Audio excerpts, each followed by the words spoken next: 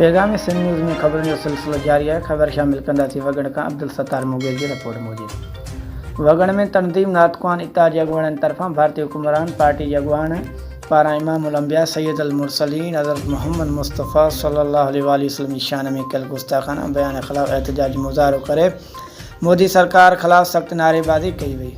उन मौके ते तनज़ीम नातक़वान इत्तेहाद जे अॻुवाणनि फ़कीर हामिद अली बुलेदी, फ़कीर मिस्कीन मोहरम अली खोसा, फ़कीर ज़मीर हुसैन मुगेली, हाफ़िज़ माशूक़ अली सूमरो, फ़कीर मोहम्मद खान चांडवे ॿियनि एहतजाजी मुज़ाहिरो कंदे क़ौमी मुत्तहद सरबराह खां मुतालबो कयो त फ़ौरन मोदी सरकार जी इंतिहा पसंद हंधनि खे लगाम ॾियारायो वञे ऐं असांजे प्यारे आका हज़रत मोहम्मद मुस्तफ़ा सल्लल्लाहु अलैहि वसल्लम जी शान में गुस्ताखी कंदड़ मौलून खे फांसी जे फंदे ते लटकाए संदसि खे इबरत जो निशानो बणायो वञे।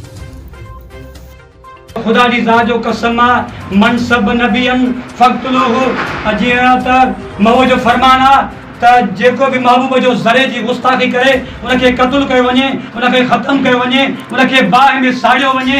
अञा त उनखे कुझु बि न थियो आहे ऐं मां कसम खणी ॻाल्हि थो कयां त असां हिकिड़ो न हुसैनी सभु ये असांजा बच्चा, असांजी जान, असांजो सिर, असांजो माल, असांजी मिल्कियत सब मुस्तफा जे नामूं सां कुर्बान।